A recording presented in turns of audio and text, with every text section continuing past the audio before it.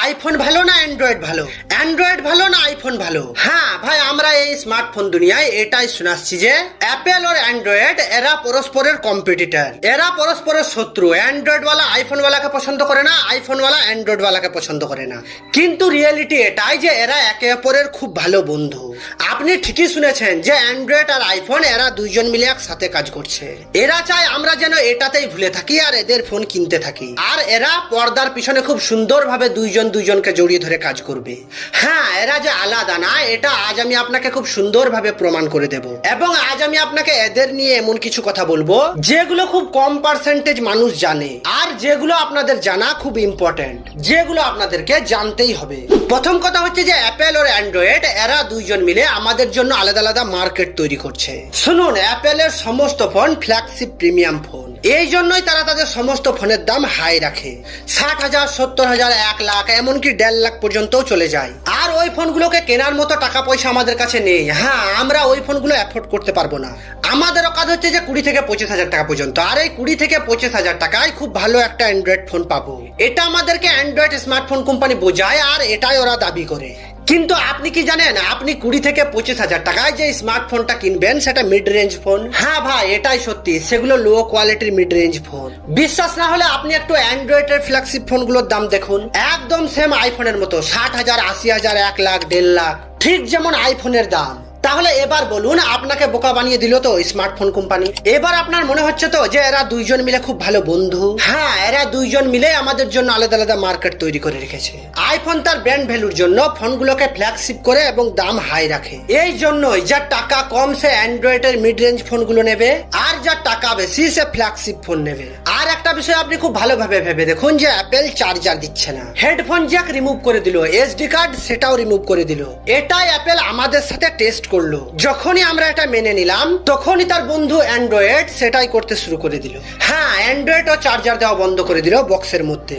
আপনি দেখবেন যত অ্যান্ড্রয়েড প্রিমিয়াম ফোন আছে আপনাকে চার্জার দেবে না, হেডফোন জ্যাক নেই, এসডি কার্ড সেটাও নেই। আবার অ্যাপেল যখন ওয়াটার টেস্ট করতে শুরু করলো, অ্যান্ড্রয়েডও সেটা দেখে কপি করতে শুরু করলো। আচ্ছা, তাহলে আপনার কাছে আমার একটা কোশ্চেন, যে এরা যদি সত্যিই পরস্পরের শত্রু হতো, একে অপরের শত্রু হতো, তাহলে কি এরা এটা করতো? অ্যান্ড্রয়েডের কাছে তো তিনটা অনেক বড় কারণ ছিল নিজেকে আলাদা প্রমাণ করার জন্য। বুঝার চেষ্টা করুন যে অ্যান্ড্রয়েড যে আলাদা সেটা প্রমাণ করার জন্য তো তিনটা অনেক বড় কারণ ছিল, কিন্তু অ্যান্ড্রয়েড করলো না কেন?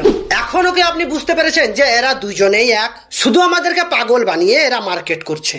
আপনি এদের মডেল দেখুন, একদম সেম।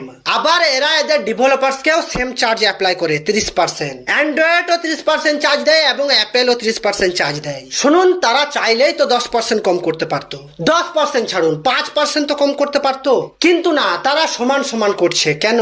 একটা কথা শুনুন, আপনার মনে আছে কিছু বছর আগে অ্যাপেল আর অ্যান্ড্রয়েড ছাড়াও একটা অপারেটিং সিস্টেম ছিল, যেটা ছিল উইন্ডোজ। হ্যাঁ, উইন্ডোজ কোম্পানির ফোন হয়তো আপনারা দেখে থাকবেন, যেটা নোকিয়ার সাথে আসতো। ওই সময় ওই উইন্ডোজ কোম্পানির সমস্ত ডেভেলপার্সদেরকে লোভ দেখিয়ে নিজের কাছে ডেকে নিয়েছিল। তাই উইন্ডোজ কোম্পানির জন্য কোনো ডেভেলপার্সই ছিল না, তাই ওই উইন্ডোজ কোম্পানির কোনো অ্যাপ্লিকেশনও ছিল না। কিন্তু আপনি যদি তখনকার দিনে উইন্ডোজ কোম্পানির ফোন ব্যবহার করে থাকেন, তাহলে খুব ভালোভাবে জানবেন যে উইন্ডোজ কোম্পানির ফোন অ্যাপেল আর অ্যান্ড্রয়েডের থেকে অনেক পাওয়ারফুল ফোন ছিল। উইন্ডোজের ক্যামেরার নাম আজও হয়, তার ডিসপ্লে কোয়ালিটির নাম আজও হয়, তার ইউআই লাইফ টাইম চলার গ্যারান্টি দিত।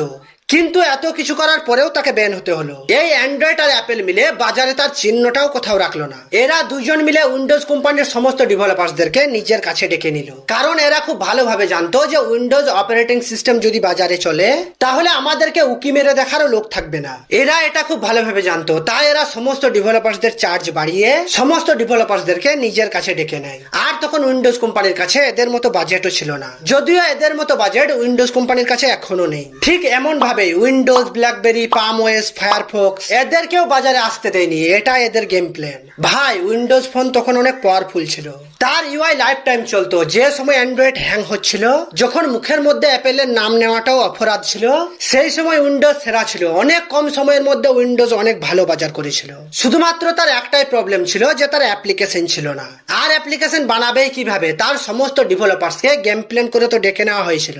আর এটা আপনি খুব ভালোভাবে জানেন যে ফোন যতই ভালো হোক না কেন, অ্যাপ না থাকলে আপনি সেটা নিয়ে কি করবেন? এরা ঠিক এমন ভাবে অ্যাপেল আর অ্যান্ড্রয়েড দুইজন মিলে 3 নাম্বার কোনো অপারেটিং সিস্টেমকে বাজারে আসতে দেয়নি, আর কখনো এরা কোনো অপারেটিং সিস্টেমকে বাজারে আসতে দেবেও না। আপনি যদি বেঁচে থাকেন তাহলে আপনি আমার কথাটা মিলিয়ে নেবেন। এরা ফিউচারে কখনো কাউকে আসতে দেবে না। হ্যাঁ, এরা যে নিয়ম তৈরি করে সেগুলো ডেভেলপারদেরকে ফলো করতে হয়, কারণ এরা দুজনেই সেম। তাই আজকের পর থেকে আপনারা কখনোই তর্ক বিতর্ক করবেন না।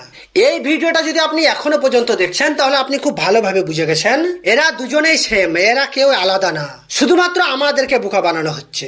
তো চলুন আজ এইটুকুই, দেখা হচ্ছে পরের ভিডিওতে। আর আপনি যদি প্রথমবার এসেছেন তো প্লিজ একটা সাবস্ক্রাইব করে দিন, কারণ আপনার সাহায্যটা আমার অনেক দরকার।